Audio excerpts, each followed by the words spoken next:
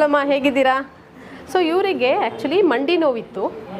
ಒಂದು one months to 2 months ಮಂಡಿ ನೋವಿತ್ತು ಇವರಿಗೆ. ಆಥ್ರೈಟಿಸ್ ಪ್ರಾಬ್ಲಮ್ ಇತ್ತು. ಸೊ ಈಗ ಆಲ್ಮೋಸ್ಟ್ ಒಂದು 10 ಡೇಸಿಂದ ಬರ್ತಾ ಇದ್ದಾರೆ. ಸೊ ಅವರಿಗೆ ಈಗ ಟ್ರೀಟ್ಮೆಂಟ್ ಕೊಟ್ಟು ತುಂಬಾ ಗುಣ ಆಗಿದೆ. ಆಲ್ಮೋಸ್ಟ್ 0 ಆಗಿದೆ ಅವ್ರಿಗೆ. ಸೊ ಈಗ ಎಕ್ಸಸೈಸಸ್ ಮಾಡಿಸ್ತಾ ಇದ್ದಾರೆ. ಸೊ ಈ ಎಕ್ಸಸೈಸಸ್ ಮಾಡೋದ್ರಿಂದ ಅವ್ರಿಗೆ ಈ ಕ್ವಾಡ್ರಿಸೆಪ್ಸ್ ಮಸಲ್ಸ್ ಅಂತ ಹೇಳ್ತೀವಿ, ಅದು ವೀಕ್ ಇರುತ್ತೆ.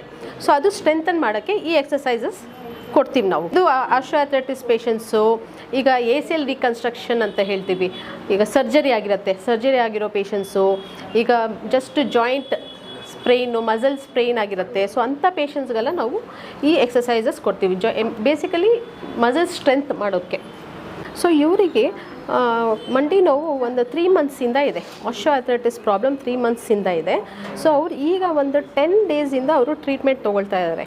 ಸೊ ತುಂಬಾ ಗುಣ ಆಗಿದೆ ಪೇಷಂಟಿಗೆ. ಈಗ ಅವ್ರಿಗೆ IFT ಅಂತ ಕೊಡ್ತಾ ಇದ್ದೀವಿ. So it's a low to medium frequency current ಇದು.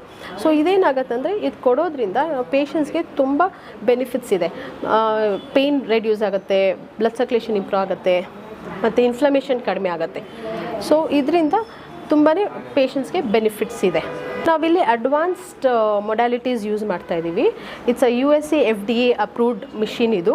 ಸೊ ಇದು ಕಾಂಬಿನೇಷನ್ ಥೆರಪಿ. ಸೊ ಇದು ಅಲ್ಟ್ರಾಸೌಂಡ್ ಥೆರಪಿ, IFT, TENS ಇದೆ, ಮತ್ತು ರಷ್ಯನ್ ಕರೆಂಟ್ ಅಂತ ಯೂಸ್ ಮಾಡ್ತೀವಿ. ಸೊ ಇದೆಲ್ಲ ಮೊಡ್ಯಾಲಿಟೀಸ್, ಇದರಲ್ಲಿ ಕಾಂಬಿನೇಷನ್ ಥೆರಪಿ ಇದು. ಇದು ಬಂದು ಫ್ರೋಝನ್ ಶೋಲ್ಡರ್ ಅಂತ ಹೇಳ್ತೀವಿ, ಆಸ್ಟಿಯೋಆರ್ಥ್ರೈಟಿಸು, ಬೆಲ್ಸ್ ಪ್ಯಾಲ್ಸಿ, ಮತ್ತು back pain, neck pain, spondylitis problem. So ಈ ಥರ ಪ್ರಾಬ್ಲಮ್ಸ್ಗೆ ನಾವು ಟ್ರೀಟ್ಮೆಂಟ್ ಕೊಡ್ತೀವಿ. ಸೊ ಈ patient actually 12 years old patient. ಅವನಿಗೆ ಪಾಶ್ಚರಲ್ ಇಶ್ಯೂಸ್ ಇದೆ, ಪಾಶ್ಚರಲ್ ಪ್ರಾಬ್ಲಮ್ಸ್ ಇದೆ.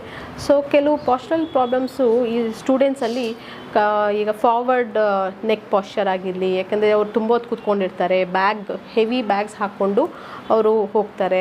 ಸೊ ಇಂಥ ಸ್ಟೂಡೆಂಟ್ಸಲ್ಲಿ ಏನಾಗುತ್ತೆ, ಪಾಶ್ಚರಲ್ ಪ್ರಾಬ್ಲಮ್ಸ್ ಕಾಣಿಸ್ಕೊಳ್ಳುತ್ತೆ. ಸೊ ಇವನು ಬಂದಿರೋದು ಪಾಶ್ಚರಲ್ ಕರೆಕ್ಷನ್ಗೋಸ್ಕರ ಇಲ್ಲಿ ಬಂದಿರೋದು.